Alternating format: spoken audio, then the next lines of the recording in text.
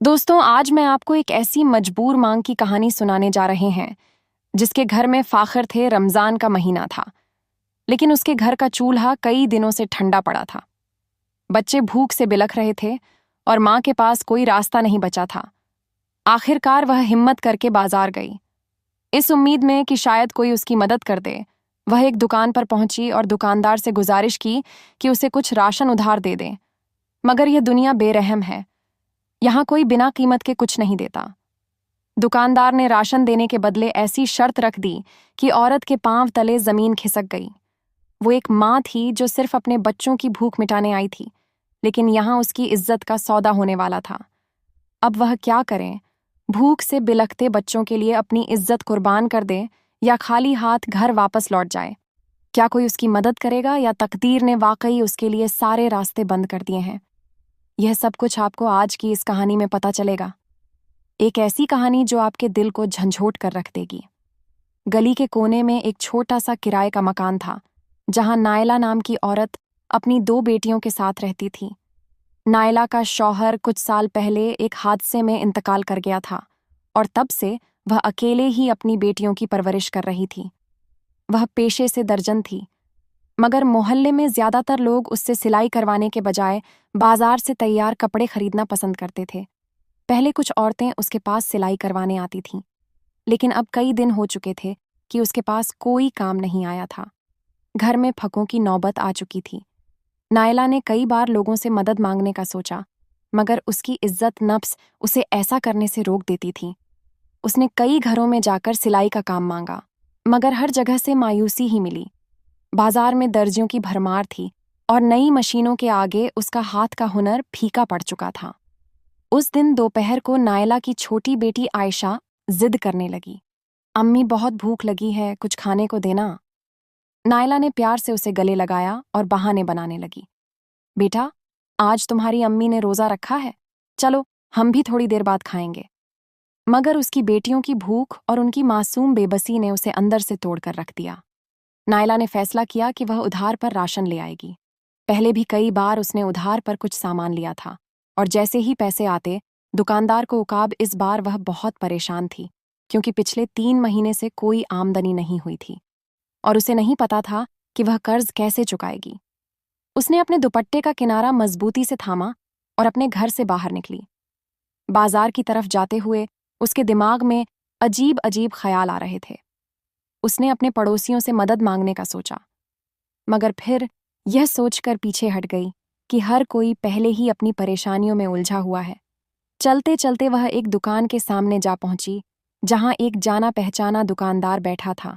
यह वही दुकानदार था जिससे उसने पहले भी कई बार उधार राशन लिया था।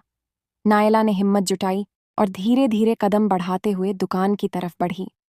दुकानदार ने उसे देखते ही मुस्कुराते हुए पूछा, हाँ बहन, कैसे आना हुआ? नायला ने शर्माते हुए कहा, भाई, मैं कुछ राशन लेने आई हूं, मगर इस बार भी मुझे उधार देना होगा। जैसे ही मेरे पास कुछ पैसे आएंगे, मैं अदा कर दूंगी। दुकानदार ने गौर से नायला को देखा और मुस्कुराते हुए बोला, बहन, आजकल हालात सबके लिए मुश्किल हैं। देना कोई आसान काम नहीं, मगर हाँ, कुछ शर्तें हैं। अगर तुम इन शर्तों को मान लो तो मैं तुम्हें राशन दे सकता हूँ।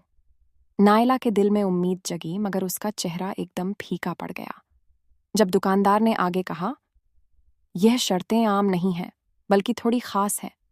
तुम्हें इन्हें गौर से पढ़कर सोचना होगा कि तुम्हें राशन लेना है या नहीं। यह सुनकर नायला की पेशानी पर पसीना आ गया। उसे नहीं पता था कि इन शर्तों में क्या लिखा होगा, मगर उसका दिल बेचैनी से धड़कने लगा।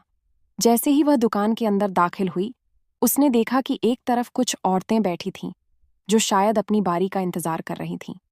दुकान के अंदर नजर दौड़ाई तो हर तरफ सामान रखा हुआ था। कहीं चावल, दालें, चीनी और आटे के थैले थे, तो कहीं घी और दूसरी जरूरी चीजें। दुकानदार, जो एक अधेड़ उम्र का आदमी था, काउंटर के पीछे खड़ा औरतों से बात कर रहा था।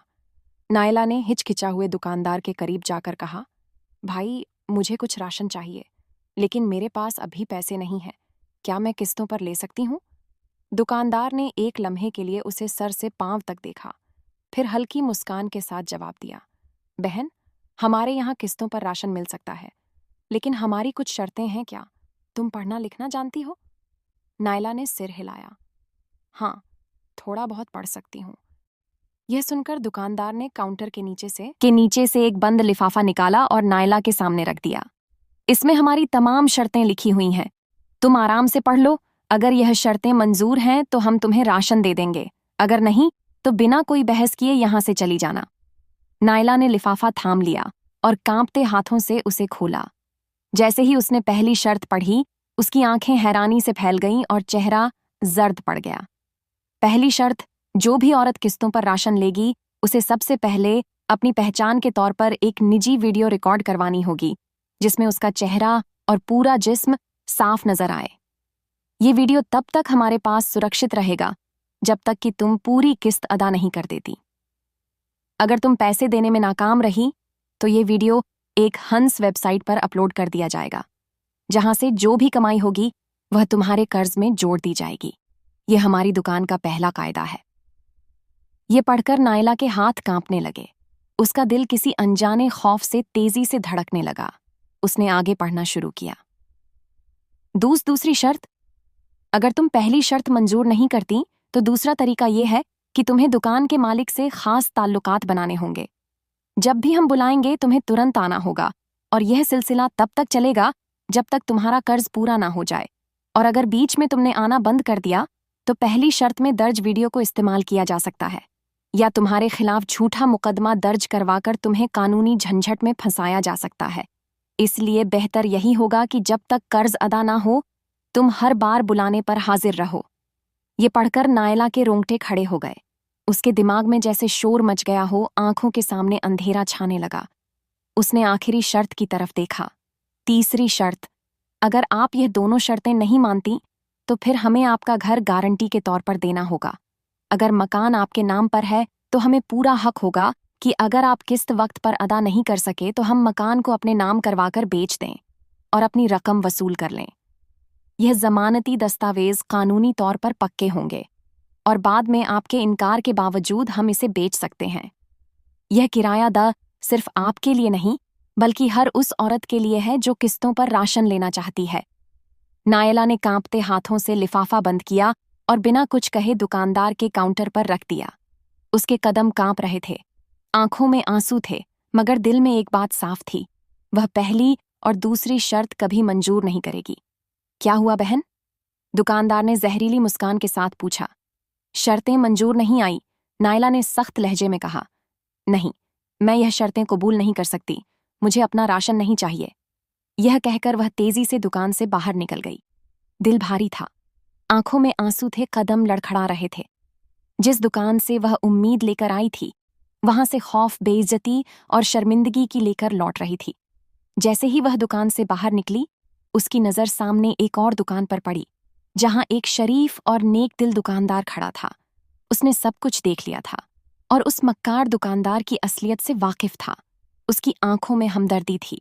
उसने नायला को आवाज दी, बहन, अगर आपको राशन चाहिए तो मेरी दुकान से ले लीजिए। नायला ने नम आंखों से उसकी तरफ देखा। भाई, मेरे पास पैसे नहीं हैं, मैं किस्तों पर लेने आई थी। दुकानदार मुस्कुराकर बोला, कोई बात नहीं, आप जब चाहे अदा कर देना ना। कोई वीडियो, ना कोई गलत मांग, ना कोई जमानती कागज, बस जब अल्लाह आपको काबिल बनाए तब चुका देना। नायला का दिल जोर से धड़कने लगा। पहली दुकान के तजुर्बे के बाद उसे किसी पर भरोसा करना मुश्किल लग रहा था। नहीं भाई, मैं कुछ नहीं ले सकती। शुक्रिया, दुकानदार ने नरमी से कहा। बहन, मैं रोजे से हूं, झूठ नहीं बोलूंगा, मेरा इरादा सिर्फ मदद करना है। नायला ने कुछ नहीं कहा और तेजी से वहां से निकल गई। नायला परेशानी और बेबसी के आलम में घर की तरफ लौट रही थी। उसके कदम भारी थे, आंखों में आंसू थे और दिल में बेशुमार ख्यालात। वह यह सोच रही थी कि अब अपने बच्चों को क्या जवाब देगी। क्या वह भूखे सो जाएंगे? क्या उसके पास कोई रास्ता नहीं बचा? लेकिन उसे अंदाजा नहीं था कि एक शख्स खामोशी से उसका पीछा कर रहा था। वही नेक दिल दुकानदार जिसने उसकी आंखों में तकलीफ देखी थी, वह दूर से उसके कदमों का ताक कर रहा था, मगर बगैर किसी नापाक इरादे के, सिर्फ यह जानने के लिए कि वह कहाँ रहती है ताकि किसी तरह उसकी मदद कर सके। नायला जैसे ही अपने बुसी दरवाजे के पास पहुंची, उसने बेबसी से एक ठंडी आह भरी और अंदर दाखिल हो गई।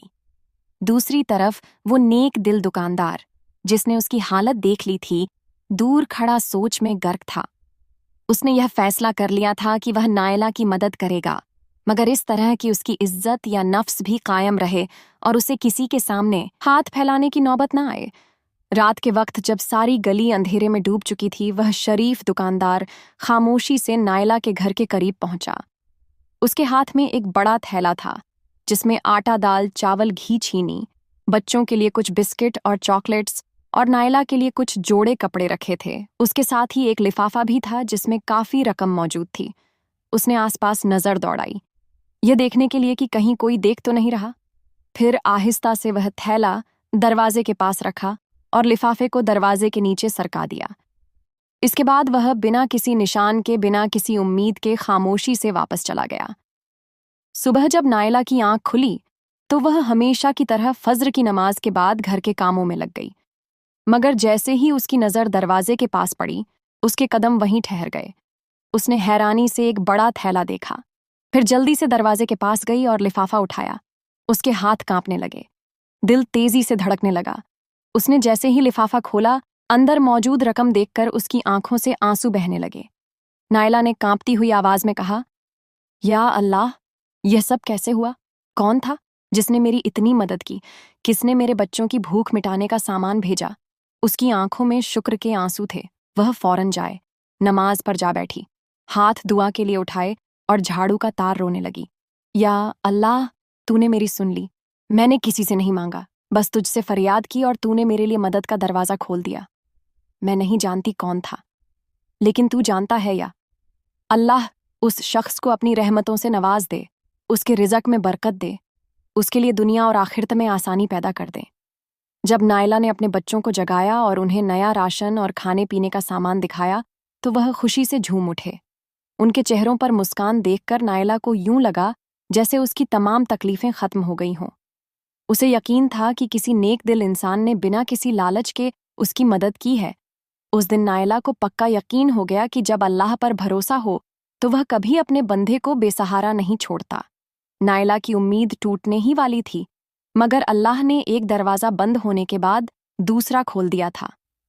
यह कहानी हमें एक बहुत अहम सबक देती है कि आजमाइश और मुश्किल वक्त हर इंसान की जिंदगी का हिस्सा होते हैं, लेकिन असल कामयाबी इन हालात में अपने उसूलों पर कायम रहने में है। नायला ने भूख और तंगदस्ती के बावजूद अपनी इज्जत और खुददारी को दांव पर नहीं लगाया, बल्कि सब्र और इस्तकामेश्वरी हमें यह भी सिखाती है कि हर समाज में अच्छे और बुरे लोग होते हैं। कुछ लोग दूसरों की मजबूरियों का फायदा उठाने की कोशिश करते हैं, जबकि कुछ नेक दिल्ली से मदद करने के लिए बेलौस आगे बढ़ते हैं। नायला का इम्तिहान लिया गया, लेकिन उसने खुद को ब्लैकमेल होने से बचाया और अल्लाह पर भरोसा रखा। इसके बदले उसे न सिर्फ इज्जत मिली, बल्कि उसकी ज़रूरत का सामान भी नसीब हुआ।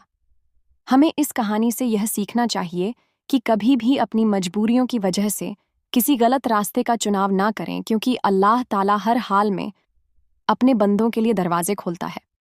और अगर हमें किसी की मजबूरी का इल्म हो तो बगैर किसी शर्त और मतलब के उसकी मदद करनी चाहिए, क्योंकि हकीक नेकी वही है जो बदले की उम्मीद के बिना की जाए। दोस्तों, कहानी कैसी लगी? कमेंट बॉक्स में ज़रूर बताएं। अल्लाह हाफिज़।